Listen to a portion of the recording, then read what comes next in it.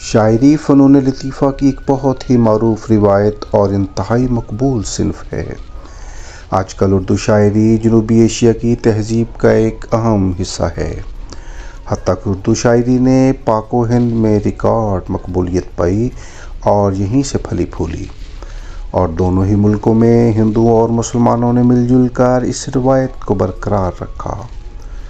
اردو شاعری صرف کاغذ پر ہی نہیں ارقام کی جاتی، بلکہ اس کو وسیع پیمانے پر پڑھا، گایا، سنا اور سنایا جاتا ہے۔ پاکستان میں بے شمار مرد و خواتین شعراء نے بے پناہ مقبولیت اور کامیابیاں سمیٹیں۔ انہوں نے تخلیقی سوچ کے ساتھ نت نئے انداز اپنائے اور لوگوں کو اپنا گرویدہ کر لیا۔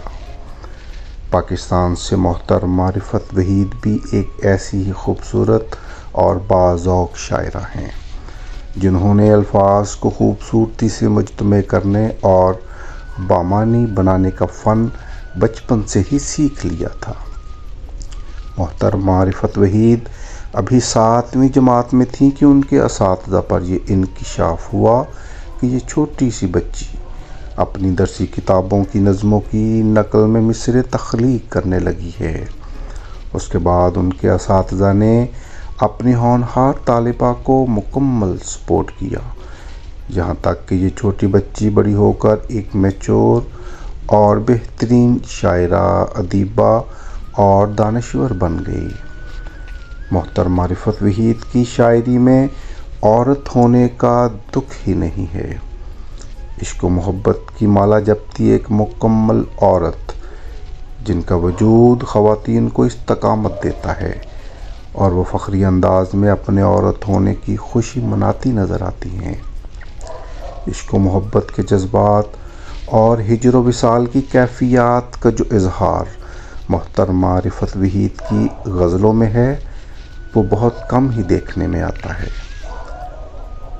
یوں تو رفعت وحید کی کل 4 تصانیف ہیں، لیکن سمندر استعارہ ہے رفعت وحید کا خوبصورت مجموعہ کلام اور ان کی شاعری کا نقش اول ہے۔ شاعری میں نقش اول ہی کسی شاعر کا بنیادی وصف اور بنیادی تعارف ہے، کیونکہ اس میں کسی بھی شاعرہ کے اصل جذبات کا اظہار ہوتا ہے۔ عین شباب اور نوجوانی کی شاعری تر و تازہ پھولوں پر اس شبنم کی طرح ہوتی ہے جو سورج کی پہلی کرن پڑنے سے اپنی حدت آشکار کرتی ہے۔ اسی میں تخلیقی کارکردگی، اصل شخصیت جھلکتی نظر آتی ہے۔ محترمہ رفعت وحید کی شاعری کی شہرت و مقبولیت اور ادبی حلقوں میں ان کی پذیرائی کا گراف اتنی تیزی سے اوپر گیا کہ شاید ہی اب کوئی مشاعرہ ایسا ہوتا ہو جس میں رفعت وحید کی کوئی انوائٹ نہ کیا جاتا ہو۔ اب تک شعر و ادب کی مختلف انجمنوں کی طرف سے اعتراف و تحسین کے طور پر جتنے ایوارڈز انہیں مل چکے ہیں، اس کی مثال دیگر شعراء میں نہیں ملتی۔ محترمہ رفعت وحید کی شاعری اور شخصیت شائقین شعر و ادب کو اپنی طرف کھینچ لیتی ہے۔ نہ صرف اردو بلکہ پنجابی میں بھی انہوں نے خوب شاعری کی اور کمال مہارت کا مظاہرہ کر کے اپنے چاہنے والوں کو بہت محظوظ کیا ہے۔ محترمہ رفعت وحید کی پنجابی شاعری میں ان کی ماں بولی کا خالص لب و لہجہ اور رنگ نمایاں نظر آتا ہے۔ ان کی پنجابی شاعری کی مٹھاس پنجابی وسیب کے بڑے شعراء کی یاد دلاتی ہے۔ مشہور دانشور اور نقاد ڈاکٹر ریاض مجید محترمہ رفعت وحید کی پنجابی شاعری کے بارے میں یوں رقم تراز ہیں۔ رفعت دی شاعری وچ محبت دا جذبہ، تجربہ تے اس تجربے دا اظہار وکھرے ٹنگ نال ہویا ہے۔ رفعت دی شاعری نال وابستگی مختلف انداز دیے تے اے نمائشی نہیں، سچے جذبے تے ہڈ ورتی دی پیداوار ہے۔ محترمہ رفعت وحید کی 4 تصانیف ہیں اور چاروں ہی ایک سے بڑھ کر ایک، اور شائقین ادب کے لیے پسندیدگی کی اعلیٰ مثال ہیں۔